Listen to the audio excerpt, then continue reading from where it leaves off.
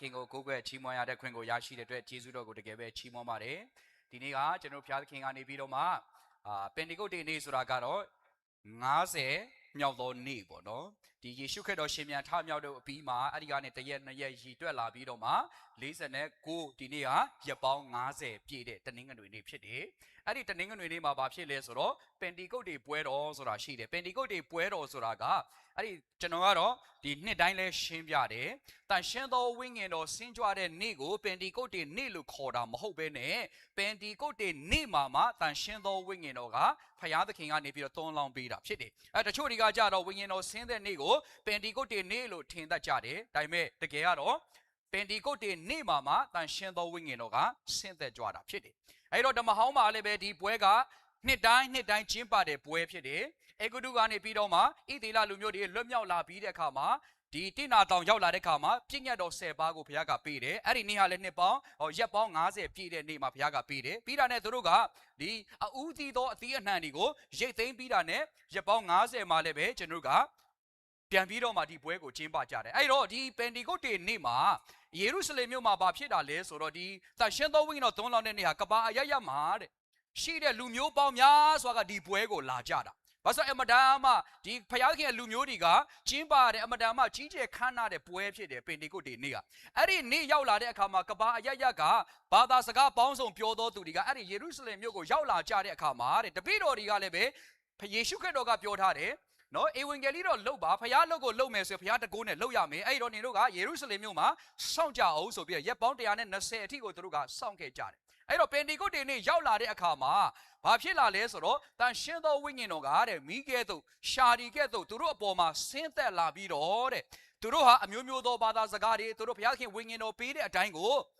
ဘုရားသခင်ရဲ့တကိုးတော်အဖြစ်ပြည့်ပြီးတော့ဝိညာဉ်တော်နဲ့ပြည့်ပြီးတော့မှသူတို့ဟာတဲ့ဖယားသခင်အလိုရှိတဲ့အတိုင်းအမျိုးမျိုးသောဘာသာစကားနဲ့ပြောကြတယ်အဲ့ဒီနေ့ကနေစပြီးတော့မှအသင်းတော်ဆိုတာမွေးဖွားလာပြီးတော့မှဒီနေ့အထိတိုင်အောင်ဒီအသင်းတော်ဟာတည်ရှိနေတာဖြစ်တယ်အဲ့ဒါကတော့ပင်တေကုတ်တေနေ့ရဲ့အကြောင်းလေးဖြစ်ပါတယ်အဲ့တော့ယုံကြည်သူတွေရှင်းဖို့ကဘာလဲဆိုတော့ဝိညာဉ်တော်ဆင်းသက်ကြွတဲ့နေ့ကိုပင်တေကုတ်တေနေ့လို့ခေါ်ခြင်းမဟုတ်ဘဲနဲ့ပင်တေကုတ်တေနေ့မှာတန်ရှင်းသောဝိညာဉ်တော်ဟာဆင်းသက်ကြွတာဖြစ်တယ်အာမင်အဲ့တော့ဒီနေ့ကပင်တေကုတ်တေဆန်ဒေးနေ့ဖြစ်တဲ့အတွက်ကျွန်တော်တို့အသက်တာထဲမှာဒီတန်ရှင်းသောဝိညာဉ်တော်ကကျွန်တော်ဒီနေ့တော့နည်းနည်းလေးလောဘကြည့်တယ်ဝင်ငှစရာတွေအများကြီးပြင်ဆင်လာတယ်အဲ့တော့အားလုံးလည်းပဲမှတ်စုဒီ ready ယူထားကြပါဖုန်းဒီ ready ယူထားပါเนาะအပေါ်မှာရေးလို့မမိဓာတ်ပုံရိုက်သွားလို့ရတယ်အိမ်မှာပြန်ပြီးတော့မှလေ့လာစေခြင်းနဲ့ပြင်ဆင်တဲ့အခါမှာတူလေးဝင်ငှပြီးတော့မှနေဖို့ဒါပေမဲ့ဘုရားသခင်ရဲ့ဖော်ပြချက်တွေကိုအမြဲတမ်းပြင်ဆင်ကြည့်တယ်ဒါပေမဲ့ဒီဟာပဲပေါ်လာတဲ့ဒီနေ့မှာဒါလေးကိုဝင်ငှသွားမှာဖြစ်တယ်ဒါကြောင့်မလို့ဒီနေ့မှာကျွန်တော်ရဲ့ခေါင်းစဉ်ကတော့ရှင်းရှင်းလေးပဲ the power to live for Jesusဒီပင်တေကုတ်တေနေ့မှာဘုရားသခင်ကဘာကိုပေးတာလဲဆိုတော့ယေရှုအတွက်အသက်ရှင်နိုင်ဖို့ရန်အတွက်တကိုးကိုပေးတာဖြစ်တယ်ဟာလေလုယာဒီနေ့ကျွန်တော်တို့ကိုးကွယ်တဲ့ဘုရားသခင်ယနေ့ယေရှုခရစ်တော်ကကယ်တင်တဲ့ဘုရားမဟုတ်ဘူးအာမင်ကယ်တင်ပြီးတော့မှဒီတိုင်းပဲကောင်းကင်ကိုကိုယ့်ဟာနဲ့ကိုလာခဲ့ကိုယ့်အစွမ်းနဲ့ကိုလာခဲ့ကိုတတ်နိုင်တဲ့လောက်နဲ့လာခဲ့လို့မပြောဘဲနဲ့ကျွန်တော်တို့သွားနိုင်ဖို့လာနိုင်ဖို့ရန်အတွက်လည်းပဲကျွန်တော်တို့ကိုခွန်အားတကိုးပေးတော်ဘုရားသခင်ဖြစ်တယ်သူ့အတွက်ကျွန်တော်တို့အတွက်အသေးခံသောယေရှုခရစ်တော်ကသူ့အတွက်အသက်ရှင်နိုင်ဖို့ရန်အတွက်ကျွန်တော်တို့ကိုတကိုးပေးသောအသက်ရှင်နိုင်ဖို့ရန်အတွက်လိုအပ်သောခွန်အားတွေအစွမ်းတွေအားလုံးကိုနော်ပေးသောဘုရားသခင်ဖြစ်တယ်အာမင်အဲ့တော့ဒီကျွန်တော်တို့ယေရှုအတွက်အားလုံးကအသက်ရှင်ခြင်းကြတယ်ယေရှုအတွက်အားလုံးကထိရောက်သောသူတွေဖြစ်ခြင်းကြတယ်ဒါပေမဲ့ကျွန်တော်တို့ကဘယ်လိုနဲ့ဖြစ်နိုင်မလဲဆိုတဲ့အခါမှာတန်ရှင်းသောဝိညာဉ်တော်ဆိုတဲ့ပုဂ္ဂိုလ်အထဲမှာဒီကျွန်တော်တို့ခရိယန်အသက်တာအတွက်လိုအပ်မဲ့အစွမ်းအစတွေဉာဏ်ပညာတွေတကိုးတွေအားလုံးကိုတဲ့ဒီတန်ရှင်းသောဝိညာဉ်တော်ထဲမှာကျွန်တော်တို့ကိုထည့်ပေးလိုက်တာယေရှုခရစ်တော်ကိုလက်ခံရရှိတဲ့နေ့မှာကယ်တင်ခြင်းရရှိပြီးတော့မှအဲ့ဒီကယ်တင်ခြင်းရရှိပြီးတဲ့အခါခရိယန်အသက်တာကိုကျွန်တော်တို့ကဆက်ပြီးအသက်ရှင်ရတယ်အဲ့လိုအသက်ရှင်တဲ့အခါမှာလိုအပ်လာသောခွန်အားတွေအစွမ်းအစတွေဉာဏ်ပညာတွေကိုတဲ့ဒီတန်ရှင်းသောဝိညာဉ်တော်အားဖြင့်ဖခင်ကထပ်ပြီးတော့မှပေးတာဖြစ်တယ်အဲ့တော့ကျွန်တော်တို့ကိုးကွယ်တဲ့ဘုရားသခင်ဟာသူ့အတွက်အသေးခံဖို့ရန်အတွက်ရှာတော်သူမဟုတ်ပါဘူးယေရှုအတွက်အသေးခံရဲတော်သူတွေများပေမဲ့ယေရှုအတွက်အသက်ရှင်ရဲတော်သူတွေအမတန်မှနည်းတယ်ဒါကြောင့်မလို့ပင်တေကုတ်တေနေ့မှာဘုရားသခင်ရဲ့အလိုကလေဒီခရိယန်တွေသူ့ကိုယုံကြည်တဲ့သူတွေဟာသူ့အတွက်အသေးခံဖို့မဟုတ်ဘဲနဲ့သူ့အတွက်နေ့စဉ်အသက်ရှင်ရဲတော်ရှင်နိုင်တော်သူ့ရဲ့တကိုးအားဖြင့်အသက်ရှင်တော်သူတွေဖြစ်လာဖို့ရန်အတွက်တဲ့ပင်တေကုတ်တေနေ့မှာဘုရားသခင်ကဆေလွတ်ပေးတာဖြစ်တယ်အဲ့တော့ပထမဆုံးအနေနဲ့ကျွန်တော်တို့ကရှင်လုကာခရစ်ဝင်ကျမ်းအခန်းကြီး24 ဘာငယ်40ကငါသည်တဲ့ငါခမင်းတို့၏ဂတိတော်ကိုတင်တို့ထံသို့ဆေလွတ်မိတဲ့သို့တော်တင်တို့သည်အထက်ကောင်းကင်မှတကိုးဖြင့်လွှမ်းခြုံခြင်းခံရသည့်အထိယေရုရှလင်မြို့၌နေကြအောင်လောတဲ့ဆိုတော့ယေရှုကဒီအချိန်မှာကဒီကျမ်းစာကိုပြောတဲ့အချိန်မှာယေရှုကရှင်ပြန်ထမြောက်ပြီးသွားပြီရှင်ပြန်ထမြောက်ပြီးသူ့ရဲ့တပည့်တော်တွေနဲ့အခုလိုပြောပြတဲ့အချိန်မှာမင်းတို့တွေတဲ့ဝေနေရသတ္တဝါဘောင်းတို့စီကိုဧဝံဂေလိတရားကိုသွားဟောကြတဲ့လူမျိုးတကာတို့ကိုဧဝံဂေလိတရားကိုကြားစေကြတဲ့ဒီနေ့ငါဆင်းသက်ကြွလာတာလဝကတိုင်းမှာအသေးခံရခြင်းအဓိကရည်ရွယ်ချက်ကမဟာစေခိုင်းချက်လို့ခေါ်တဲ့လူမျိုးတကာဧဝံဂေလိတရားကိုကြားလာဖို့ဖြစ်တယ်တဲ့ဒါပေမဲ့တဲ့ယေရှုကပြောဆိုမင်းတို့တွေတဲ့အဲ့လိုမလောက်ခင်လေးမှာဘာလုပ်ခိုင်းတာလဲစောင့်နေကြအောင်လို့ဘာကြောင့်လဲဆိုတော့သင်တို့သည်အထက်ကောင်းကင်မှတကိုးဖြင့်လွှမ်းခြုံခြင်းခံရသည့်အထီးတဲ့ယေရုရှလင်မြို့၌နေကြအောင်တနည်းအားဖြင့်စောင့်ပါယေရှုခရစ်တော်ကယ်တင်ခြင်းရရှိလာပြီးတဲ့အခါမှာကျွန်တော်တို့ခရစ်တော်အတွက်အသက်ရှင်ခြင်းနဲ့ဒါပေမဲ့အဲ့ဒီကြားကာလထဲမှာစောင့်ရတဲ့ကာလဆိုတာရှိတယ်။ဖခင်အတွက်ထိရောက်စွာအသက်ရှင်နိုင်ဖို့ဖခင်အတွက်သက်သေခံနိုင်ဖို့ကျွန်တော်တို့သက်သေခံတဲ့အရာတွေလူတကာတွေခွန်အားရလာဖို့ရန်တွေ့တဲ့။တန်ရှင်းသောဝိညာဉ်အထက်ကကောင်းကင်တကိုးအဖြစ်လွှမ်းခြုံခြင်းခံရတဲ့အထိစောင့်ပါအောင်။အဲ့တော့ဒီနေ့မှာကျွန်တော်ကဆောနာကပြောသလိုပဲခရစ်ယာန်တွေကိုဖခင်သခင်ကသူ့အတွက်အသက်ရှင်ဖို့ခေါ်တဲ့အခါမှာသူ့အတွက်အသက်ရှင်ဖို့ရတဲ့လိုအပ်သောအစွမ်းအစအားလုံးကိုတန်ရှင်းသောဝိညာဉ်တော်ထဲမှာပေးထားတာဖြစ်တယ်ဟာလေလုယာတန်ရှင်းသောဝိညာဉ်တော်ထဲမှာကျွန်တော်ခရစ်တော်အတွက်ကျွန်တော်အသက်ရှင်နိုင်ဖို့ခရစ်တော်အတွက်အစေခံနိုင်ဖို့ခရစ်တော်အတွက်ကျွန်တော်ပေးကမ်းနိုင်ဖို့ခရစ်တော်အတွက်ကျွန်တော်ရှေ့ကိုသွားနိုင်ဖို့ခရစ်တော်အတွက်မသူများရှေ့မှာယေရှုခရစ်တော်ငါသည်ယုံကြည်သောသူဖြစ်တယ်ဆိုတော့ကြီးညာရဲသောသူဖြစ်လာဖို့ရတဲ့လိုအပ်သောရဲရင်ချင်းလိုအပ်သောတကိုးလိုအပ်သောဉာဏ်ပညာတွေအားလုံးကိုဘယ်သူစီမှာလဲတန်ရှင်းသောဝိညာဉ်တော်စီမှာထည့်ပေးထားတာဖြစ်တယ်။အဲ့တော့ဒီနေ့မှာကျွန်တော်ကအဲ့ဒီအချက်တွေကိုကျွန်တော်တို့ကစပြီးတော့မှလေ့လာကြမှာဖြစ်တယ်။အဲ့တော့ကိုတော်ပေးတဲ့တာဝန်ကို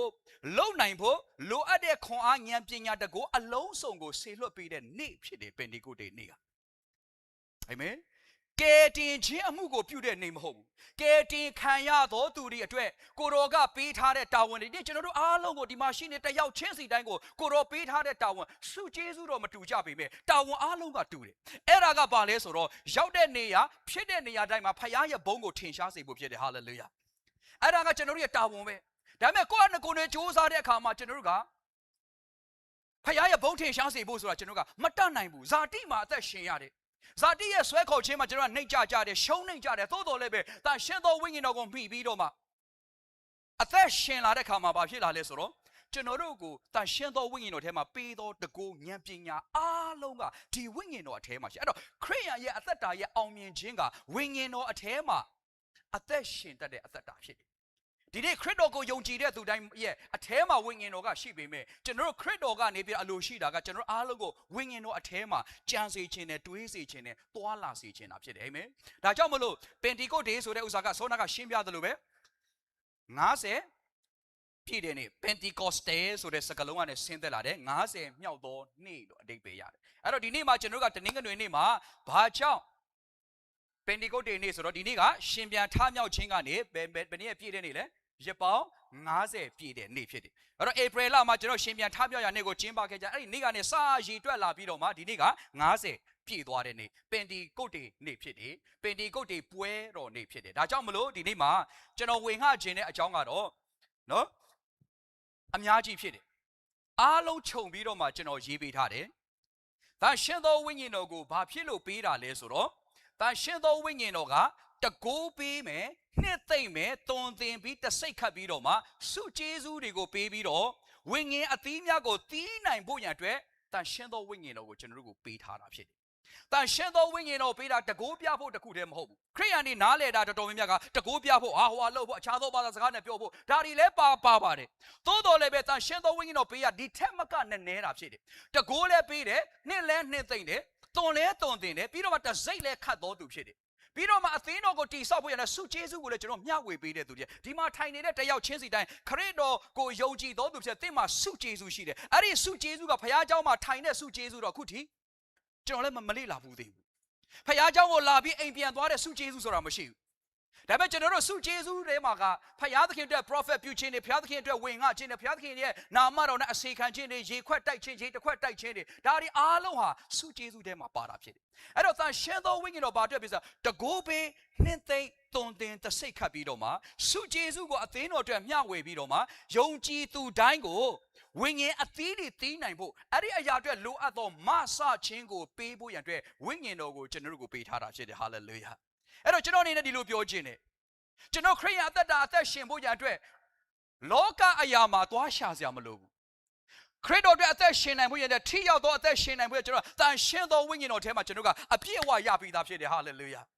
ာဒီထဲမှာအပြည့်အဝရပြီးသားဖြစ်တယ်ဝိညာဉ်တော်ကိုကျွန်တော်ကမှီတက်ဖို့လိုတယ်ကျွန်တော်အမြဲတမ်းပြောပြတယ်ဝိညာဉ်တော်ဖော်ပြတာကိုလှုပ်ဖို့ရတဲ့ကျွန်တော်ကခရစ်တော်ကခေါ်ထားတာကျွန်တော်တို့လှုပ်ချင်တဲ့အရာကိုဝိညာဉ်တော်ကအားပေးဖို့လာတာမဟုတ်ဘူးကျွန်တော်တို့ဖြစ်ချင်တဲ့နေရာမှာအားတွေဖြည့်ပေးဖို့လမ်းတွေဖွင့်ပေးဖို့မဟုတ်ဖခင်သခင်ဖြစ်စေချင်သောအရာမှာဖခင်သခင်ကကျွန်တော်တို့ကိုပို့ဆောင်ချင်တာဒီဝိညာဉ်တော်အားဖြင့်ပို့ဆောင်ချင်တာဖြစ်တယ်ဒီတော့ဝိညာဉ်တော်ရဲ့တကူပေးခြင်းတွေနှစ်သိမ့်ပေးခြင်းတွေသွန်သင်ခြင်းတွေတစိတ်ခါဒါတွေကိုတစ်ခုချင်းစီအမြန်နည်းနဲ့ကျွန်တော်ကကြည်သွားမှာဖြစ်တယ်။ဘာလို့ဆိုဒီနေ့မှာကျွန်တော်ပြောပြီးတော့ကျွန်တော်တော်တော်လောဘကြည်ပြီးတော့မှဒါကိုအားလုံးကတော့မှတ်နိုင်မှာမဟုတ်ပေမဲ့မှတ်တဲ့လူတွေအတွက်အကျိုးရှိစေဖို့ရတဲ့ကျွန်တော်ကစူးစမ်းပြီးတော့မှအဲ့တော့နံပါတ်1အနေနဲ့သက်သေခံဖြစ်ဖို့တကူပေးသူ။တန်ရှင်းသောဝိညာဉ်တော်ကသက်သေခံဖြစ်ဖို့တကူပေးသူ။ပြောကြည့်အောင်သက်သေခံဖြစ်ဖို့တကူပေးသူ။တန်ရှင်းသောဝိညာဉ်တော်ပင်ဒီကုတ်တေနေ့မှာကျွန်တော်ပြသက်သေခံဖြစ်ဖို့ရန်အတွက်တကူပေးတာဖြစ်တယ်။သက်သေခံဖို့မဟုတ်ဘူးနော်ခရိယန်တိုင်းကသက်သေခံတတ်တယ်ဒါပေမဲ့သက်သေမဖြစ်ဘူးဖယားအလိုရှိတာကဖယားเจ้าပလင်ပေါ်မှာသက်သေခံဖို့မဟုတ်ပလင်ရဲ့အောက်မှာနေစဉ်အလုတ်သွားတဲ့အချိန်မှာထမင်းစားတဲ့အချိန်မှာချက်ပြုတ်နေတဲ့အချိန်မှာတငယ်ချင်းနဲ့ပေါင်းသင်းနေတဲ့အချိန်မှာကျွန်တော်တို့ကိုသက်သေခံဖြစ်စေချင်တာဟာလေလုယာလူတွေကမြင်တဲ့အခါမှာဟာ तू ကခရိယန်ပါလားထူးခြားသွားပါလားမနှစ်ကနဲ့ဒီနှစ်နဲ့မတူပါလားမနှစ်ကဆိုရင်တော့အမြဲတမ်းမြတ်လုံးနေနေတာဒီတစ်နှစ်ဒီခါကျတော့မနေတော့ပါလားမနှစ်ကဆိုရင်အမြဲတမ်းပစက်တွေနေနေတာအခုကျတော့မနေတော့ပါလားဘာမှမပြောဘဲနဲ့လူတွေကကြည်တာနဲ့တင်ကကျွန်တော်ကသက်သေဖြစ်တာအဲ့ဒါကတန်ရှင်းသောဝိညာဉ်တော်ရဲ့တကိုးအားဖြင့်ဖြစ်နိုင်သောအရာဖြစ်တယ်အာမင်အဲ့တော့သက်သေခံဖို့တဲ့တကိုးပေးသူဖြစ်တယ်တမန်တော်ဝတ္ထု1:8ထဲမှာဒီလိုရေးထားတယ်သို့တော်တဲ့သင်တို့ပေါ်သောတန်ရှင်းသောဝိညာဉ်တော်တက်ရောက်လာသောအခါသင်တို့သည်တကိုးကိုရရှိလျက်ဘာကိုရရှိမှာလဲတကိုးကိုရရှိလျက်ယေရုရှလင်မြို့ယူဒနယ်နဲ့ရှမာရိနယ်တစ်ခုလုံးမှာတာမကားတဲ့မြေကြီးစွန်းတိုင်အောင်ငါဤသက်သေများဖြစ်ကြလိမ့်မည်ဟုမိန့်တော်မူ၏ဒီမှာကျမ်းစာရေးပေးထားတဲ့ဥစ္စာတွေကယူဒတန်ဖတ်တဲ့လူတွေတော့နည်းနည်းကလေးကွာလိမ့်မယ်ကျွန်တော်က MSB ကိုအဓိကသုံးတာဖြစ်ပါတယ်ဆိုတော့ဒီထဲမှာကျွန်တော်သက်သေဖြစ်ဖို့ရန်အတွက်တဲ့ဘာပေးတာလဲတကိုးပေးတာတဲ့ဟာလေလုယာဒီနေ့သက်သေဖြစ်ဖို့ရန်တဲ့ဘုရားသခင်ကသင်ကိုအလိုရှိတာဖြစ်တယ်အာမင်သက်သေခံဖို့တဲ့သက်သေဖြစ်ဖို့ရန်တဲ့ဘုရားခင်အလိုရှိတာဖြစ်တယ်အလောက်ခွင်ထဲမှာကိုယ့်ရဲ့လုပ်ငန်းတွေထဲမှာသက်သေဖြစ်ဖို့ရန်တဲ့ဘုရားခင်အလိုရှိတာဖြစ်တယ်အဲ့လိုဖြစ်နိုင်ဖို့ရန်အတွက်တဲ့လိုအပ်သောတကိုးဆိုတာဒီမှာသုံးထားတဲ့စကားလုံးကဘာလဲဆိုတော့ dunamis ဆိုတဲ့စကားလုံးကိုသုံးထားတယ်မြန်မာအင်္ဂလိပ်လိုကျွန်တော်က dynamite ဆိုတဲ့အရာကိုကျွန်တော်ရရှိတယ်မြန်မာလိုလည်းဘာသာတော့မပြန်ထားဘူး dynamite ပါပဲ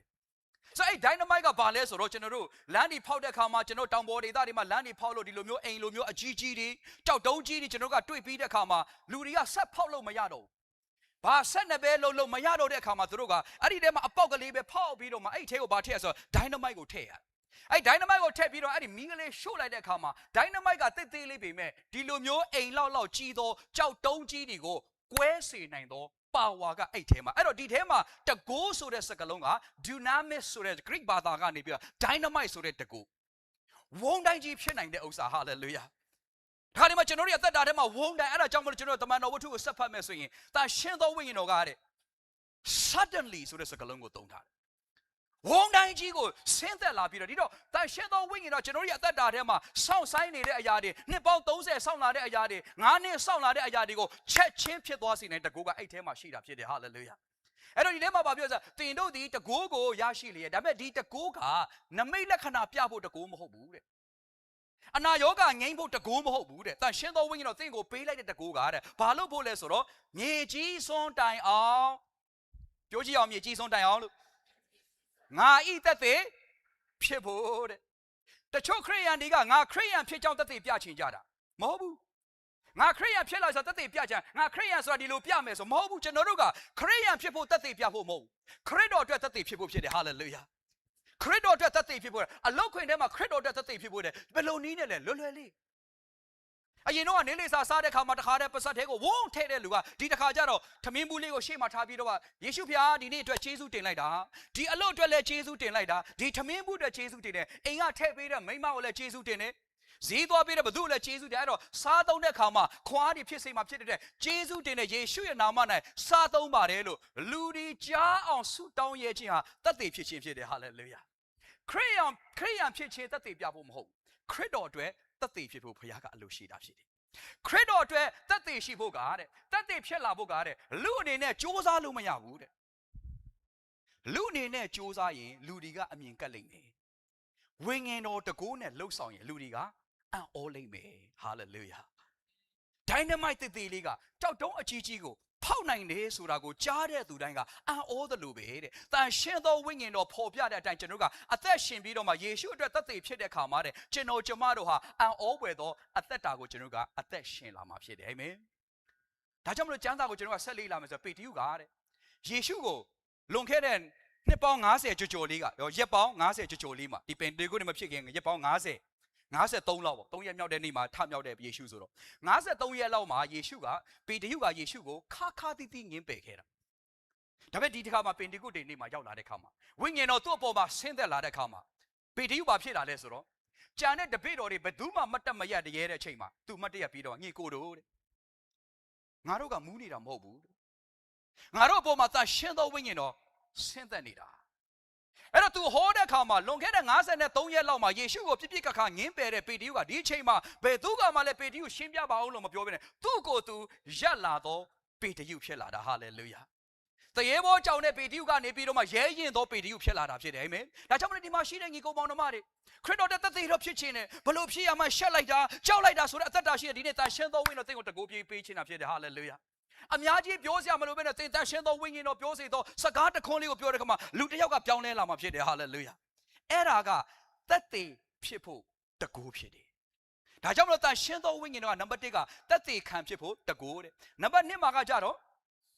အမြဲအတူရှိတဲ့ဥပ္ပစေစရာနှစ်သိမ့်ပေးသူဘာဖြစ်လို့ဥပ္ပစေစရာလို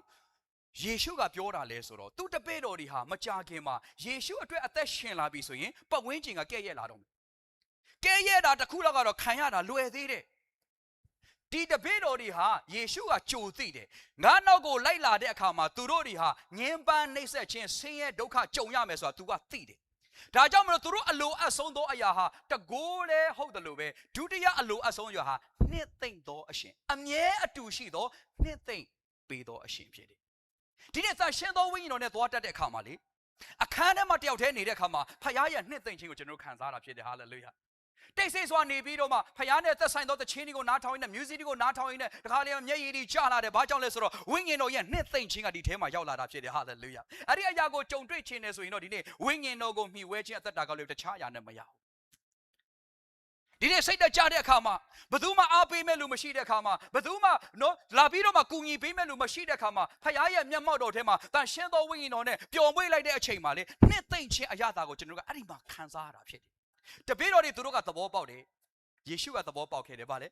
ေအမြဲအတူရှိဖို့လိုအပ်တယ်သူတို့တွေကိုနှစ်သိမ့်ပေးမဲ့လူတွေကသူတို့ပတ်ဝန်းကျင်မှာရှာတွေ့မှာမဟုတ်ဘူးကျွန်တော်တို့ခရိယန်မိသားစုကကြီးပြင်းလာတဲ့လူတွေကကြတော့ဆင်းရဲဒုက္ခကြုံတဲ့ခါမှာမပူနဲ့နော်ဖခင်အလိုတော်ရှိတာဖြစ်မှာပါလို့ကျွန်တော်တို့ပြောပြတဲ့လူတွေရှိဒါပေမဲ့ခရိယန်အတိုင်းဝိုင်းကနေမပြောင်းလဲလာတဲ့လူတွေကကြတော့ကဲ့ရဲ့ကြတယ်ငါပြောတာပဲနင်ဒါလေးတော့မသိဘူးလားယေရှုကခရစ်ဝင်ကျမ်း14-16ထဲမှာငါသည်လေတဲ့ခမည်းတော်ကိုတောင်းလျှောက်သဖြင့်တဲ့ခမည်းတော်သည်အခြားသောကုငင်မဆမေသူတပါးကိုသင်တို့နဲ့အတူကာလအစဉ်ဆက်ရှိစေခြင်းကသင်တို့အားပေးတော်မူမည်19ထဲမှာထိုအရှင်မှာတမန်တရားရဲ့ဝိညာဉ်တော်ဖြစ်၏တဲ့ဤလောကသည်တဲ့ထိုအရှင်ကိုမြင်လဲမမြင်တဲ့သိလဲမသိသောကြောင့်တဲ့ထိုအရှင်ကိုမခံမရရှိနိုင်ကြသို့သောထိုအရှင်သည်သင်တို့နှင့်အတူနေတည်နေ၍သင်တို့၌ရှိနေမည်ဖြစ်သောကြောင့်သင်တို့သည်ထိုအရှင်ကိုသိကြ၏လောကီသားတွေနားမလည်နိုင်သောနှစ်သိမ့်ခြင်းကျွန်တော်ခရိယာမှာရှိတာဖြစ်တယ်အာမင်ဒီနေ့ဘုရားသခင်ကကျွန်တော်တို့ကိုဒီတိုင်းပဲပြစ်ထားတာမဟုတ်ဆင်းရဲဒုက္ခကြုံရတဲ့အခါမှာအထဲထဲကနေစကားပြောတဲ့ဘုရားဖြစ်တယ်အာမင်ကျွန်တော်ကိုနှစ်သိမ့်သောဘုရားသခင်ဖြစ်တယ်သူများတွေအခွင့်အလမ်းတွေမြင်နေကြတယ်အလုပ်တွေရနေကြတဲ့အခါမှာကျွန်တော်တို့ထားမှာအိုဘုရားသခင်ငါကဘာဖြစ်တာလဲငါတို့မိသားစုဘာဖြစ်အဲ့လိုအချိန်မှာဝိညာဉ်တော်ကတိတ်တိတ်ကလေးနဲ့အထဲထဲကနေနှစ်သိမ့်လာသောအရှင်ဖြစ်တယ်လောကီသားတွေနားလည်နိုင်မှာမဟုတ် ဟာဒီလူဘာဖြစ်လို့မျက်ရည်ကျနေတာလဲဘာဖြစ်လို့ဒီလူကလက်တွေရှောက်မြောက်နေတာလဲဘာဖြစ်ဒီလူကဒူးထောက်နေတာလဲလူတွေနားလည်နိုင်မှာဒါပေမဲ့ကျွန်တော်တို့နားလည်တာကဒီမှာသင်တို့သိကြ၏ကျွန်တော်တို့သိတာကဘာဖြစ်လာမလဲတန်ရှင်းသောဝိညာဉ်တော်ဟာကျွန်တော်တို့အထဲထဲကနေနှင်းသိမ့်ပေးနေသောအရှင်ဖြစ်တယ်ဟာလေလုယာအဲ့ဒီအရှင်ကိုသင်ရထားတာဖြစ်တယ်ပင်ဒီကုတ်တင်နေ့မှာတကိုးပဲပေးတာမဟုတ်ဘူးနှစ်သိမ့်သောအရှင်မှာပေးတာဖြစ်တယ်ဟာလေလုယာဒါကြောင့်မို့လို့ခရိယန်ဖြစ်လာပြီဆိုရင်အထီးကျန်ခြင်းမရှိတော့ဘူးဟဲ့မဲဝိညာဉ်တော်နဲ့စကားပြောနိုင်တော်သူတွေဖြစ်လာတယ်ဟာလေလုယာဝိညာဉ်တော်ကိုကပဲစကားပြောတာမဟုတ်တော့ဘူးဝိညာဉ်တော်ရဲ့စကားပြောခြင်းကိုလည်းကျွန်တော်ကကြားလာမှာဖြစ်တယ်အဲ့ဒီစကားလုံးပေါ်မှာဘဝကိုတိဆောက်တဲ့အခါမှာအောင်မြင်ခြင်းအသက်တာဆိုတာဘုရားခင်ကပေးခြင်းတာဖြစ်တယ်ဟဲ့မဲ10 နာရီနဲ့2 မိနစ်ရှိပြီအချက်2ခုပဲပြီးသေးတယ်6ချက်ရှိတယ်အဲကြောင့်မြန်လေးသွားမယ်နော်အားလုံးကိုရစေခြင်းတာတမန်တရားကိုနားလည်စေသူနဲ့တုံသင်ပေးသူဒါကတော့ကျွန်တော်တို့လွယ်လွယ်လေးပဲယေရှုကိုရရှိလာတဲ့အခါမှာဝိညာဉ်တော်နဲ့ပြည့်လာတဲ့အခါမှာဝိညာဉ်နဲ့ဆိုင်တဲ့ဖခင်သခင်ရဲ့စကားတော်ကိုစာငတ်လာတယ်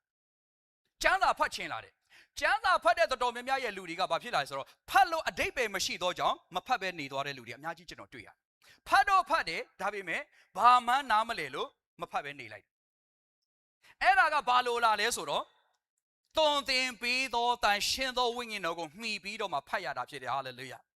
တနေ့မှကျမ်းစာမဖတ်ခင်လေးမှာ3စက္ကန့်လောက်5စက္ကန့်လောက်အချိန်ရွယ်ဝိညာဉ်တော်ဘုရားကိုရောရဲ့နှုတ်ကပတ်တော်ကိုဒီနေ့မှာကျွန်မဖတ်တာပါတော့မယ်အဲ့တော့ဖွင့်ပြပေးတော်မူပါတုံသင်ပေးတော်မူပါဆိုရင်လေကျမ်းစာကိုစလှန်တာနဲ့အခန်း1ကိုမပြီးနိုင်တော့အခန်း1ရဲ့အပိုက်ငယ်1မှာတည်းလေဘောပန်နဲ့ရေးစရာတွေကွန်ပျူတာမှာရေးစရာတွေဟိုနားမှာမှတ်စရာတွေဒီစကလုံးတွေထပေါ်လာပြီးတော့အဲ့ဒီမှာတင်ပျော်မွေးပြီးတော့ထမင်းစားဖို့တောင်မှမေ့သွားတဲ့သူဖြစ်လာတယ်ဘာကြောင့်လဲဆိုဝိညာဉ်တော်ကတဲ့တကိုးပဲပေးတာမဟုတ်ဘူးတဲ့နှစ်ပဲနှစ်သိမ့်တာမဟုတ်ဘူးတဲ့တရားတွေပါပေါ်ပြတဲ့ဖခင်ဖြစ်တယ်ဟာလေလုယာနှုတ်ကပတ်တော်ဖတ်တဲ့အခါမှာအရသာရှိစေတော်သူဒီနေ့ခရိယန်တော်များများကဝိညာဉ်တော်ကိုအမိပြုပြီးတော့မှမဖတ်တဲ့အခါမှာလေဟင်းတစ်ခွက်မှာစားမပါတဲ့ဟင်းတစ်ခွက်ကိုစားရတယ်လို့ပဲဝိညာဉ်တော်မပါတဲ့အခါမှာစားတော့စားတယ်အရသာမသိဘူးဘိုက်တော့ပြည့်သွားတယ်တိတော့တိသွားတယ်ငါထမင်းစားပြီဆိုတာသိတယ်ဒါပေမဲ့အရသာမရှိဘူးတဲ့ဒီနေ့နှုတ်ကပတ်တော်ကိုအရသာရှိစေသောအရှင်ဟာတဲ့တမန်တရားအလုံးစုံကိုနားလည်အောင်လုပ်ပေးမယ်တုံသင်ပေးမယ်တန်ရှင်းသောဝိညာဉ်တော်ဖြစ်တယ်16-73ထဲမှာရှင်ယောဟန်ထဲမှာပဲတို့ရတွင်တမန်တရားရဲ့ဝိညာဉ်ရောက်လာသောအခါတဲ့တမန်တရားအလုံးစုံထဲသို့သင်တို့ကိုလမ်းပြပို့ဆောင်တော်မူလိမ့်မည်အကြောင်းမူကားထိုဝိညာဉ်တော်သည်မိမိဆန္ဒကြောင့်မွဲ့ဆိုတော်မမူပဲကြားရသမျှတို့ကိုမွဲ့ဆိုတော်မူ၍နောင်ဖြစ်လာမည့်အရာတို့ကိုသင်တို့ဟာဒီအကြောင်းမှကျွန်တော်ဟောမယ်ဆိုဒီနေ့ပြောတယ်မြန်လေးပဲနော်ဝိညာဉ်တော်ကဘာတွေလာလို့လဲဆိုတာသိစေခြင်းအနာဂတ်နဲ့နော်ကြည်အောင်နောင်ဖြစ်လာမည့်အရာကိုဟာလေလုယာနောင်ဖြစ်လာမည့်အရာကိုမနေ့ပြန်ဆိုတာကျွန်တော်တို့မရောက်သေးပေမဲ့ကျွန်တော်တို့ကိုးကွယ်တဲ့ဖခင်ကရောက်ပြီးသားဖြစ်တယ်ဟာလေလုယာနောက်နေ့ကကျွန်တော်တို့မရောက်သေးပဲနောက်နေ့ကိုတော်ကရောက်ပြီးသားဖြစ်သင်ရဲ့အနာဂတ်အတွက်ဒီနေ့စိုးရိမ်နေတယ်ဆိုရင်ဝိညာဉ်တော်ရဲ့နှုတ်ကပတ်တော်အားဖြင့်ဒီမှာအကျွမ်းဝင်ခြင်းရှိပါစိတ်ချခြင်းရှိလာလိမ့်မယ်မနေ့ပြန်ဘာဖြစ်လာမလဲကျွန်တော်မသိပေမဲ့မနေ့ပြန်ကိုရောက်နေပြီးတဲ့ဖခင်ငါမှဖခင်ရှိတယ်ငါအတွက်အကောင်းဆုံးပြည့်စက်တော့ဖခင်နဲ့စကားပြောလာတဲ့အခါဘာဖြစ်လဲနောင်ဖြစ်လာမယ့်အရာတို့ကိုတဲ့သင်တို့အားဖော်ပြလိမ့်မည်ဒါကြောင့်ဖခင်နဲ့သွားလာတယ်ဆိုအမတန်မှကောင်းတယ်ဒီတော့တန်ရှင်းသောဝိညာဉ်တော်ကတကူပဲပေးတာမဟုတ်ဘူးနှစ်ပဲနှစ်သိမ့်တာမဟုတ်ဘူးတုံသင်ပေးတဲ့ဖခင်ဖြစ်တယ်ကျမ်းစာဖတ်တဲ့အခါမှာနားမလည်နိုင်တဲ့အခါဒီနေ့မှာကျွန်တော်တို့ online ထဲမှာကျွန်တော်တော်တော်များတွေ့ရတယ်ကျမ်းစာတွေငင်းကြတယ်ငါဖတ်တာတော့ဒီလိုပဲသူဖတ်တာတော့ဒီလိုပဲတခြားဘာသာတွေကလည်းနင်တို့ရဲ့ကျမ်းစာကိုအစနဲ့အဆုံးထိငါတော့ဖတ်ပြီးသွားငါအကုန်လုံးသိတယ်ကျမ်းစာပဲသိပြီးကျမ်းစာရဲ့အရှင်နဲ့မသိကြွဘူးဆိုရင်ကျမ်းစာဟာစားမပါတဲ့ဟင်းတစ်ခွက်ပဲအသိပဲတိုးစေတယ်အသက်တာကိုမတိုးစေဘူးဒါကြောင့်အသက်တာတိုးတော့အသက်တာရှိလာဖြစ်နေကျမ်းစာဖတ်တဲ့အခါမှာကျွန်တော်အကြံပြုတယ်ကျွန်တော်လို့လို့ကြည့်ပါကျမ်းစာမဖွင့်ခင်လေးမှာ9စက္ကန့်10စက္ကန့်လောက်ပဲကိုတော်ဖျားကိုရဲ့နှုတ်ကပတ်တော်ကိုကျွန်တော်ဒီမှာစားပါတော့မယ်ကျွန်တော်ရဲ့ဝိညာဉ်ထပြီးတော့မှဒီအစာကိုစားပါဝိညာဉ်တော်ဖွင့်ပြပါဖတ်ကြည့်လိုက်ခမည်းရဲ့ကျမ်းစာအုပ်ပါလေမှတ်စရာတွေအများကြီးထွက်လာစကလုံးတစ်လုံးနဲ့တည်းခမည်းကတတေးကုန်တွေးစရာရရှိသွားအဲ့ဒါဒီဘယ်သူလုပ်ပေးတာလဲတန်ရှင်းသောဝိညာဉ်တော်လုပ်ပေးတာဖြစ်တယ်ဟာလေလုယာဒီတော့ဒီနေ့ထိပြောပြတဲ့နားလေမှာခုချိန်ထိပြောပြတာတန်ရှင်းသောဝိညာဉ်တော်ကတကူပဲပေးတာမဟုတ်ဘူးနှစ်သိမ့်ချင်းပဲလုပ်တာမဟုတ်ဘူးကျွန်တော်တို့ကိုဖွင့်ပြစရာတွေဖွင့်ပေးတဲ့အရာဖြစ်သူဖြစ်တယ်မနေ့ပြန်အတွက်ဖွင့်ပေးစရာမနေ့ပြန်အတွက်စိုးရိမ်နေလားနောက်တစ်နှစ်အတွက်စိုးရိမ်နေလားဝိညာဉ်တော်နဲ့ကြွားဝင်ကြည့်ပါခုဝိညာဉ်တော်ဘုရားတို့ကျွန်တော်ဘာမှမလုပ်တတ်တော့ဘူးဆိုနှစ်သိမ့်မှုတွေလာလိမ့်မယ်စကားတွေပြောလာလိမ့်မယ်ဒါကြောင့်အချိန်ကိုကျွန်တော်တို့ကလေးစားသောအဖြစ်နောက်တစ်ခုကိုသွားရအောင်တစိတ်ခတ်တော့အမှတ်ခံချက်ပေးသူဆိုတော့ယုံကြည်ခါစားလူတွေအနေနဲ့ပဲတန်ရှင်းသောဝိညာဉ်တော်ဘာလုပ်တယ်လဲဆိုတော့ကျွန်တော်ကသိစေချင်တာတစိတ်ခတ်တဲ့သူဖြစ်တယ် ယောအဖက်ဩဝါဒစာ1:73ထဲမှာမြန်လေးနဲ့သွားသင်တို့ဒီလေတဲ့သင်တို့၏ကယ်တင်ခြင်းနဲ့ဆိုင်သည့်ကောင်းမြတ်သောတည်င်းသည်ဟုသောတမန်တရား၏နှုတ်ကပတ်တော်ကိုထိုသခင်၌ကြားရ၍ကိုတော်ကိုယုံကြည်သဖြင့်ဂတိထားတော်မူသောတန်ရှင်းသောဝိညာဉ်တော်ဖြင့်တစိတ်ခတ်နှိပ်ခြင်းကိုခံရကြ၏14မှာထိုဝိညာဉ်တော်သည်ပိုင်ဆိုင်တော်မူသောသူတို့ရွေးနှုတ်ခြင်းခံရသည်အထီးတဲ့ငါတို့၏အမွေအတွက်ဆယံဖြစ်တော်မူ၏ဖျားသခင်၏ဘုန်းတော်ကိုချီးမွမ်းကြရန်အတွက်လည်းဖြစ်တော်မူ၏အဲ့တော့တစိတ်ခတ်တယ်ဆိုတာကကျွန်တော်တို့ကြည့်ကြည့်အောင်တစိတ်ခတ်တယ်ဆိုတာကျွန်တော်တို့တဆုံတရာကအရင်တုန်းကဒီတမန်ကျမ်းစာကိုရေးတုန်းကတစိတ်ခတ်တဲ့အဓိပ္ပာယ်ကအများကြီးရှိတယ်တစိတ်ခတ်တဲ့အဓိပ္ပာယ်ကပိုင်ဆိုင်မှုကိုပြတာကာကွယ်ဆောင်ရှောက်မှုကိုပြတာပြီးတော့ ਨੇ စစ်မှန်သော authenticity and အခွင့်အာဏာ authority နင့်ကိုဒီနေ့သင်နဲ့ကျွန်ုပ်ကိုဘယ်သူကတစိတ်ခတ်တာလဲတန်ရှင်းသောဝိညာဉ်တော်ကတစိတ်ခတ်ထားတာဖြစ်တယ် hallelujah တနည်းအားဖြင့်တန်ရှင်းသောဝိညာဉ်တော်သင်ကိုပိုင်တာဖြစ်တယ် hallelujah သင်ကိုပိုင်ဆိုင်သောသူဒီတန်ရှင်းသောဝိညာဉ်တော်ဖြစ်တယ်ပိုကောင်းတာကတန်ရှင်းသောကငါတစိတ်ခတ်သောသူတွေကိုငါကာကွယ်တယ်တဲ့ hallelujah ကွယ်ကာစောင့်ရှောက်တယ်ဟိုတနေ့ကမနေ့ကကျွန်တော်တသိခံချက်ကြားတယ်မိခင်တယောက်ကသူ့သားကိစ္စတွေပြောပြတယ်နော်ဖခင်သခင်ကလွတ်စီတာဘောလို့ပြောပြီးမဲ့ तू ကတော့ဖခင်မယုံလားလို့ကြားတယ်ဒါပေမဲ့မိခင်ရဲ့ဆုတောင်းချက်တွေကသားသမီးတွေပေါ်မှာတက်ရောက်တယ်ဆိုတော့နှလုံးသားထဲမှာဆင်ခြင်မိတယ်တစိတ်ခတ်ခြင်းဆိုတာကပိုင်ဆိုင်ခြင်းဒီနေ့တန်ရှင်းသောဝိညာဉ်တော်ကကျွန်ုပ်ကိုတစိတ်ခတ်တယ်ဆိုတာကကျွန်ုပ်ကိုပိုင်တော်သူဒီဖခင်ဖြစ်တယ်ကျွန်ုပ်ကိုတန်ရှင်းသောဝိညာဉ်တော်ကပိုင်တယ်ပြီးတာနဲ့ကွယ်ကာဆောင်မမှုဝိညာဉ်တော်တစိတ်ခတ်ထားသောသူတို့ကိုဖခင်သခင်ရဲ့ကွယ်ကာခြင်းအမြဲတမ်းပေးဖို့ရန်အတွက်အမှတ်အသားလုပ်ခြင်းဖြစ်တယ်စစ်မှန်မှု authenticity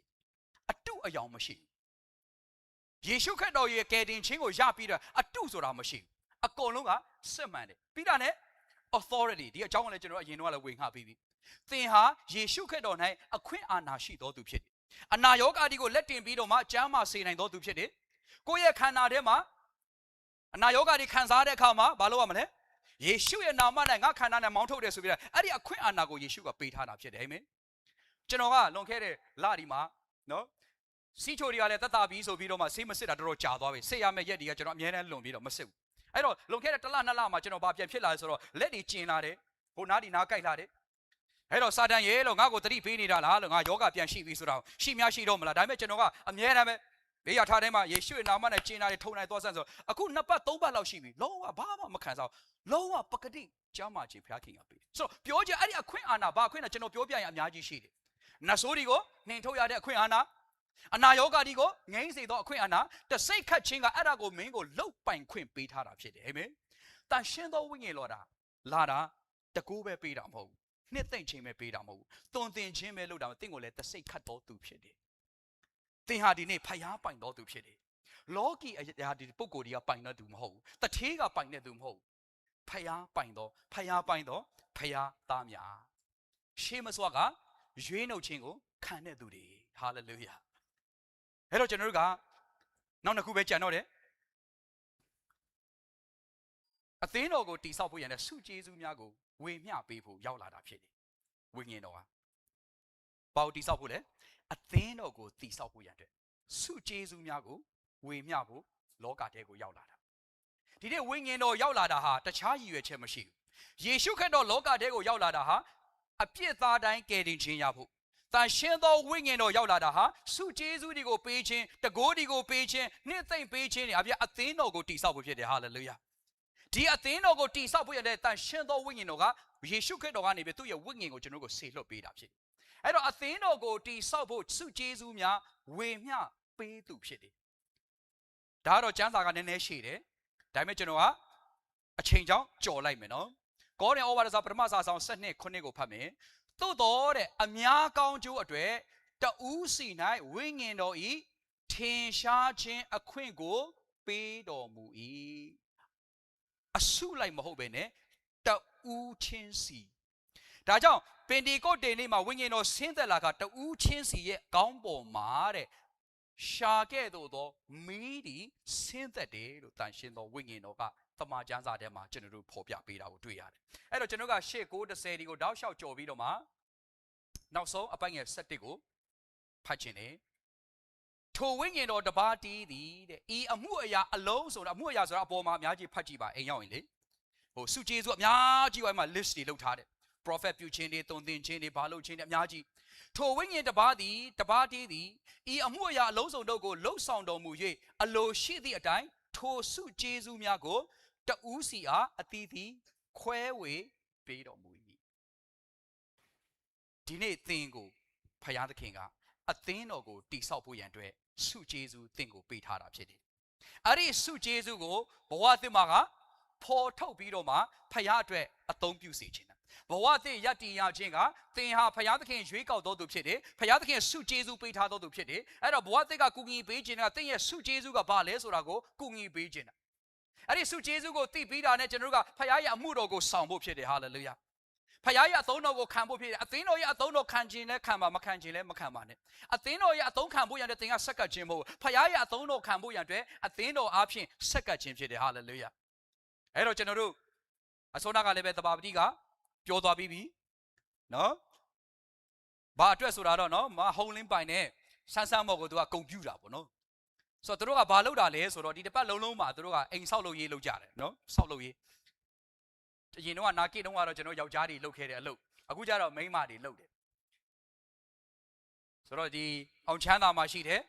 အဖွားတယောက်ရဲ့အိမ်ကိုဆောက်နေကြတယ်အဲ့တော့ဒလကလူကြီးလဲဆောက်လုပ်ရေးလို့ရင်သူတို့ကိုထပ်ငှားလို့ရတာပေါ့နော်ဆိုတော့မိုးရသည်ရောက်လာတဲ့အခါမှာကျွန်တော်တို့အသင်းတော်ကအလုပ်တွေလည်းတချို့တွေကရှားလာတယ်အဲ့တော့စားဝတ်နေရေးတွေပိုအဆင်ပြေအောင်ဆိုပြီးတော့မှကန်လက်အစီအစဉ်တွေကိုပို့ပြီးတိုးပြီးလုပ်တယ်မိုးရသည်ရောက်လာတဲ့အခါတချို့အိမ်တွေကမလုံဘူးမလုံတဲ့အိမ်တွေကိုကျွန်တော်တို့ကကူညီပေးပြီးတော့မှစောက်ပေးတာတွေလုပ်တယ်ကျွန်တော်ရဲ့ Facebook မှာတွေလည်းပဲအလှခံတာတွေလည်းတွေ့တယ်ဆိုတော့ဘဝတစ်ကလည်းပဲမရှိသေးရင်လည်းစပြီးတော့မှမတည်ပြီးတော့မှလို့ပဲအလှခံပြီးတော့ပြန်ရောက်လာရင်ကျွန်တော်ကအစားပြန်ထိုးတယ်မရောက်လာရင်လည်းပဲအသင်းတော်ကနေကျွန်တော်ကတုံးတာဖြစ်တယ်အဲ့တော့အခုချိန်မှာဟုံးလင်းပန်နဲ့ဆန်းဆန်းမော်ကအိမ်ဆောက်တတ်ပါမလားလို့ပြောစရာရှိတာပေါ့နော်ဒါပေမဲ့အိမ်ပြီးအောင်ဆောက်လိုက်ပြီးပြီနော်မပြီးတပြီးလေဒီတစ်ပတ်တော့ဒီတရက်တော့ပြီးတော့မယ်လို့သိရဆိုတော့စုကျေးဇူးကတခါတလေမှာပလင်ပေါ်တက်တဲ့စုကျေးဇူးမရှိဘူးဆိုရင်လည်းပလင်အောက်မှာအစီခံတဲ့စုကျေးဇူးကိုဘုရားသခင်ကသူ့နေရာနဲ့သူပေးထားပေးတာဖြစ်တယ်အသုံးတော်ခံခြင်းတဲ့သူတိုင်းကိုအသုံးပြုနိုင်သောဘုရားသခင်ဖြစ်တယ်ဟာလေလုယာအသုံးတော်ခံဖို့ရတဲ့ဆန္ဒရှိသောသူတိုင်းကိုဘုရားကအသုံးပြုတဲ့သူဖြစ်တယ်ဘယ်သူဘယ်ဝါမဆိုသုံးတာဖြစ်တယ်အဲ့တော့စုကျေးဇူးကိုမျှဝေပေးဖို့ရောက်လာတာဖြစ်တယ်နောက်ဆုံးဒါကအရေးကြီးဆုံးကိုကျွန်တော်ကနောက်ဆုံးမှာထည့်ပေးထားတယ်နောက်ဆုံးကတော့ဘာလဲဆိုတော့နှလုံးသားကိုပြောင်းလဲစေပြီးတော့မှဝိညာဉ်အသီးကိုသီးစေသောသူဟာတန်ရှင်းသောဝိညာဉ်တော်ဖြစ်တယ်ပြောပြမယ်နော်ခရိယန်ဘာသာကစ조사ပြီးသွားရတာမဟုတ်ကိုးစားပြီးသွားရတာကယ်တင်ခြင်းကိုလည်းကိုးစားပြီးရလာတယ်လို့ပဲဆက်ပြီးတော့မှလည်းကိုးစားပြီးသွားရတာစ조사ပြီးသွားရတဲ့ဘာသာမဟုတ်ဒီခရိယန်ဘာသာကကိုးစားပြီးသွားရသောဘာသာဖြစ်တယ်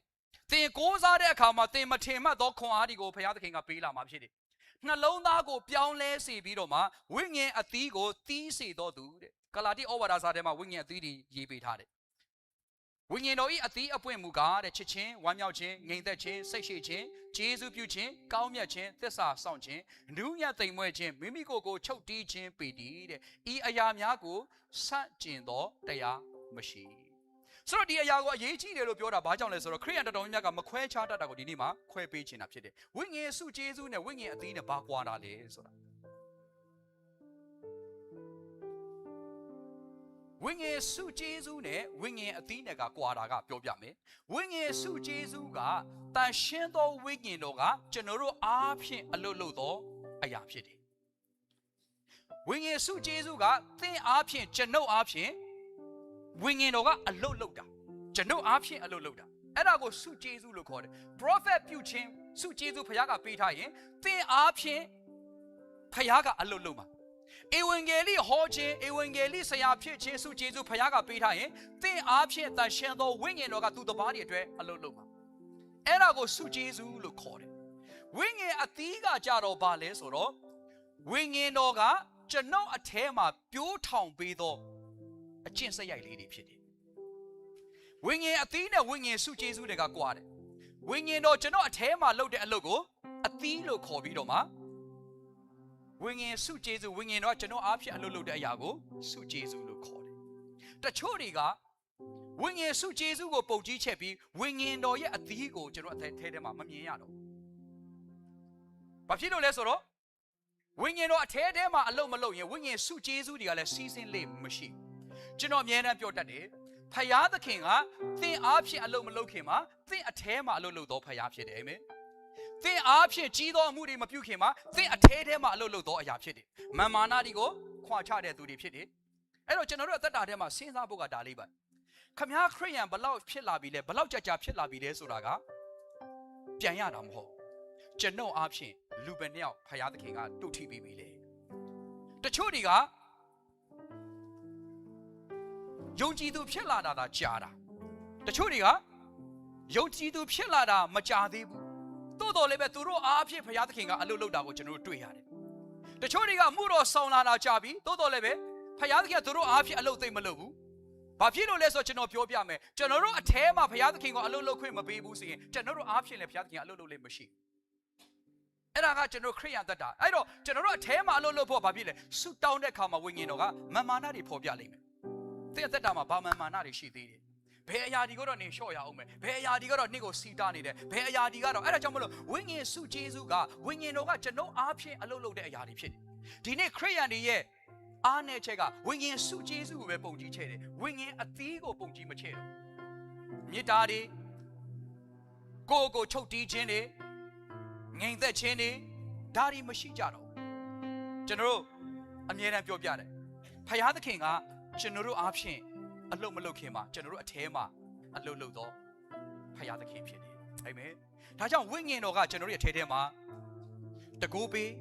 နှစ်သိမ့်တွန်းသိပြီးတော့တစိတ်ခတ်တယ်စုကျေးဇူးတွေကိုမျှဝေပြီးတော့မှကျွန်တော်တို့ကိုဝိညာဉ်အသီးသီးဖို့ရန်အတွက်မဆတော့အရှင်ဖြစ်တယ်တကိုးပြဖို့ရန်အတွက်တခုတည်းမဟုတ်ပါဘူး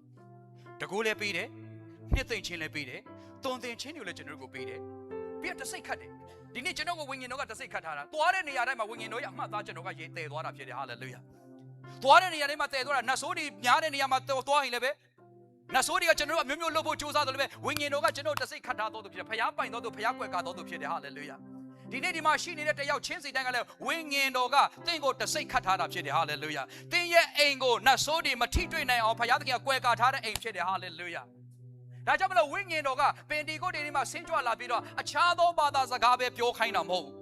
။သင်အတွက်ကာကွယ်ခြင်းလည်းယူဆောင်လာပေးတာဖြစ်တယ်ဟာလေလုယာ။သင်အတွက်ချီးမြှောက်ခြင်းလည်းယူဆောင်လာပေးတာဖြစ်တယ်ဟာလေလုယာ။သင်ရဲ့ဝိညာဉ်တော်ရဲ့ဗျာဒိတ်တွေလည်းအများကြီးယူဆောင်လာပေးတာဖြစ်။ဒါကြောင့်မလို့တန်ရှင်းသောဝိညာဉ်တော်ကတကိုးပေးတယ်၊နှိမ့်သိမ့်တယ်၊သွန်သင်တယ်၊တစိတ်ခတ်တယ်။ဆုကျေးဇူးများကိုမျှဝေပြီးတော့မှဝိညာဉ်အသီးကိုကျွန်တော်တို့ကိုသီးစေတာဖြစ်တယ်ဟာလေလုယာ။ဒါကြောင့်မလို့ဒီနေ့မှာနောက်ဆုံးအနေနဲ့ဒါလေးကိုတော့မှတ်သွားစေချင်တယ်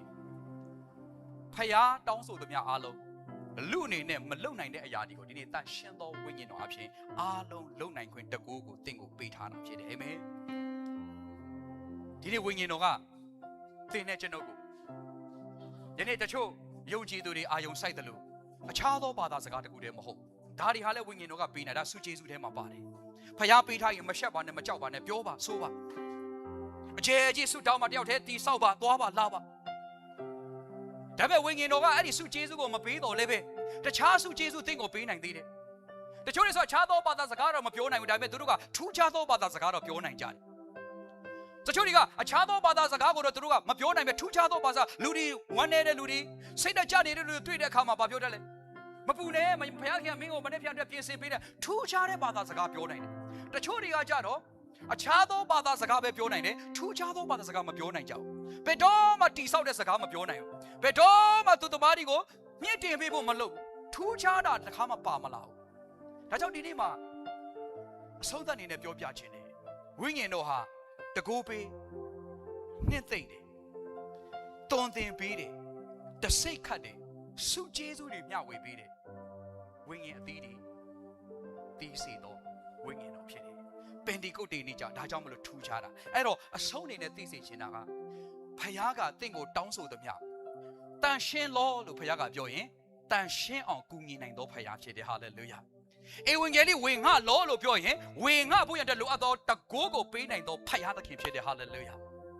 ဒီနေ့ဖယားတဲ့သူတစ်ပါးတွေကိုခွင့်လွတ်လို့အမိန့်ပေးထားရင်ခွင့်လွတ်နိုင်အောင်ကူညီပေးနိုင်သောဖယားသခင်ဖြစ်တယ်အာမင်သူတစ်ပါးတွေကိုပေးကမ်းလို့ဒီနေ့မှာဖယားသခင်စကားပြောပေးကမ်းနိုင်ဖို့ရတဲ့အစွမ်းပေးနိုင်သောဖယားသခင်ဖြစ်တယ်ဟာလေလုယာဒါကြောင့်ဖယားသခင်ကသင်ကိုဘာဆုကျေးဇူးပေးထားတယ်လဲဒီအရာကိုဖော်ထုတ်ပြီးတော့မှအဲ့ဒီမှာစပြီးတော့မှကျင်လဲပါစတင်ပြီးတော့မှလုပ်ပါဘယ်ကနေ ငွေတွေလာတယ်လေဘဲကနေအခွင့်ရေးတွေလာတယ်တင်သိမှာမို့ဘုရားသခင်ကအလိုလိုနဲ့ဖွင့်ပေးတော်မှာဖြစ်တယ်ဟာလေလုယာဒါကြောင့်ဘုရားသခင်ကနေပြီးဒီနေ့မှာတန်ရှင်းသောဝိညာဉ်တော်ဆင်းသက်လာတာဟာတကိုးပဲပေးတာမဟုတ်ဘူးအခြားသောဘာသာစကားပဲပေးတာမဟုတ်ဘူးများစွာသောအကျိုးပြုပြန်တဲ့ရောက်လာသောဝိညာဉ်တော်ဖြစ်တယ်အာမင်ရှိတဲ့နေရာဒီနေ့မှာမတည့်ကြရအောင် Hallelujah Thank you Jesus ဒီနေ့ကဝိညာဉ်တော်ကအနာရောဂါငြိမ်းဖို့ရန်အတွက်တကိုးလည်းပေးတဲ့နေ့ဖြစ်ပါတယ်ပင်တီကုတ်တီနေ့ဖြစ်တယ်သင်အတွက်အထောက်အမတွေအားလုံးရတဲ့နေ့ဖြစ်ပါတယ်ဒါကြောင့်ကျွန်တော်ကအချိန်အများကြီးအချိန်ကကြော်သွားပြီဖြစ်တဲ့အတွက်အများကြီးမယူတော့ဘဲနဲ့ဒီနေ့မှတကယ်လို့များဒီနေရာမှာရောက်လာပြီးတော့မှအနာရောဂါတစ်ခုခုများခန္ဓာမှာခံစားနေရတယ်ဆိုရင်အဲ့ဒီအပေါ်မှာလက်တင်ပြီးတော့မှကျွန်တော်ဒီကနေဆူတောင်းမှဖြစ်တယ်ပြီးခဲ့တဲ့ဘက်ကလည်းပဲကျွန်တော်တို့ဝိညာဉ်တော်ကဖော်ပြတဲ့အတိုင်းကျွန်တော်လှုပ်ဆောင်တဲ့အခါမှာတယောက်ကတော့လာပြောပြတယ်အဲ့ဒီအချိန်မှာတဲ့ဘိုင်းနာတဲ့သူဖြစ်တယ်လုံးဝမကောင်းလို့ဖျားเจ้าမလာဖို့လည်းပြင်ဆင်ထားခဲ့တာတိုးတော်လည်းအဲ့ဒီရောက်တဲ့အခါမှာကျွန်တော်ဆူတောင်းတဲ့အခါမှာတဲ့သူကနာတဲ့အရာပေါ်မှာလက်တင်ပြီးဆူတောင်းလိုက်တဲ့အခါမှာချက်ချင်းကြားမှချင်းရသွားတယ်အဲ့ဒါကဝိညာဉ်တော်ရဲ့တကူဖြစ်ပါတယ်အာမင်ဒါကြောင့်ဒီနေ့မှာခန္ဓာမှာအနာရောဂါတကူကိုရှိတယ်ဆိုရင်အဲ့ဒီအပေါ်မှာလက်တင်ပြီးကျွန်တော်ဒီနေ့ကနေပြီးအမိန့်ပေးမှဖြစ်တယ်ဒါဝိညာဉ်တော်ရဲ့တကူဖြစ်တယ်ဟာလေလုယာယေရှုရဲ့နာမနဲ့ဒီနေ့မှာအနာရောဂါငြိမ်းခြင်းကိုဆေလွှတ်ပါတယ်လက်တင်ထားတဲ့တန်ရာတန်ချက်တွေအားလုံးနာကျင်မှုတွေအားလုံးအနာရောဂါတွေအားလုံးဒဏ်ချက်တော်အဖြစ်ချမ်းသာကြောင်းကိုဒီနေ့မှာကြေညာပါတယ်ဟာလေလုယာယေရှုရဲ့နာမ၌ယေရှုရဲ့ဒဏ်ချက်တော်အဖြစ်သင်သည်ချမ်းသာပြီဖြစ်တယ်ဟာလေလုယာအရေးပြားနဲ့ဆိုင်သောယောဂယေရှုရဲ့နာမ၌ထွက်သွားပါကင်ဆာယောဂနဲ့ဆိုင်တဲ့အရာတွေယေရှုရဲ့နာမနဲ့ထွက်သွားပါဟာလေလုယာသင်ဟာချမ်းသာသောသူဖြစ်တယ်အသွေးနဲ့ဆိုင်တဲ့သူတွေဒီနေ့ဆိုရင်နေတဲ့သူဒီမှာရှိတယ်အဲ့ဒီယောဂကိုလည်းပဲယေရှုကချမ်းသာစေပြီဖြစ်တယ်ဟာလေလုယာသင်ဟာချမ်းသာသောသူဖြစ်တယ် Hallelujah thank you Jesus oh we worship you God နာယောဂခတ်သိမ်းဝိညာဉ်တော်ရဲ့တကူအဖြစ်ချမ်းသာပြီဖြစ်ကြောင်းဒီနေ့မှာကြေညာပါတယ်ဗျာဒီနေ့ချက်ချင်းယုံကြည်တဲ့ဆိုရင်လက်မနာနေတဲ့အရာတွေအရင်ကမလုပ်နိုင်တဲ့အရာတွေကိုစတင်ပြီးတော့မှလှုပ်ကြည့်ပါလက်နာနေတဲ့သူတွေဆိုလက်ကိုစပြီးတော့မှလှုပ်ကြည့်ပါကောင်းကိုင်းနေတဲ့သူတွေဆိုကောင်းတွေကိုစပြီးတော့မှလှုပ်ကြည့်ပါယေရှုကသင်ကိုချမ်းသာစေပြီဖြစ်တယ်ဟာလေလုယာဝိညာဉ်တော်ရဲ့တကိုးကသင်ပေါ်မှာဆင်းသက်နေတာဖြစ်တယ်ဟာလေလုယာတခြားသူတွေအဲ့လိုစစ်လို့မရတဲ့သူတွေစစ်ဆေးလို့မရတဲ့အိမ်ရောက်တဲ့ခါမှာစစ်ဆေးကြည့်ပါဆရာဝန်တွေနဲ့ပြကြည့်ပါသင်ရဲ့ချမ်းသာခြင်းကတန်ချက်တော်မှာအဖို့အခအပြည့်ယေရှုကပေးပြီးသားဖြစ်ပါတယ်ဒီနေ့တန်ရှင်းသောဝိညာဉ်တော်ကအဲ့ဒီအရာတွေကိုထင်ရှားပြသဖို့ရတဲ့ဆင်းကြွလာသောဖခင်ဖြစ်ပါတယ်ကျွန်တော်တို့ကိုတကူပေးတဲ့ဖခင်ဖြစ်တယ်ကျွန်တော်တို့ကိုနှစ်သိမ့်တဲ့ဖခင်ဖြစ်တယ်ကျွန်တော်တို့ကိုသွန်သင်ပေးတဲ့ဖခင်သခင်ဖြစ်တယ်ကျွန်တော်တို့ကိုတစိတ်ခိုက်ခတ်တဲ့ဖခင်သခင်ဖြစ်တယ်ကျွန်တော်တို့ကိုစုကျေးဇူးအသီးသီးကိုမျှဝေပေးတော်သူဖြစ်တယ်ဝိညာဉ်အသီးကိုသိဖို့ရတဲ့မဆသောတန်ရှင်းသောဝိညာဉ်တော်ဖြစ်ပါတယ်ယေရှုတင်တဲ့ဖာ9နိုင်စီစဉ်မှာရောက်လာကြသောသားသမီးတယောက်ချင်းစီတိုင်းယေရှုရဲ့နာမ၌ကောင်းချီးပေးပါတယ်ဝိညာဉ်တော်ရဲ့တကိုးကိုမြည်သောအသက်တာများရရှိစေတော်မူပါယေရှုတင်တဲ့ဖာဘုန်းကြီးချင်းဂုဏ်ပြုခြင်းအလုံးစုံကိုပြန်လည်ပေးအပ်ကြတဲ့အခါမှာ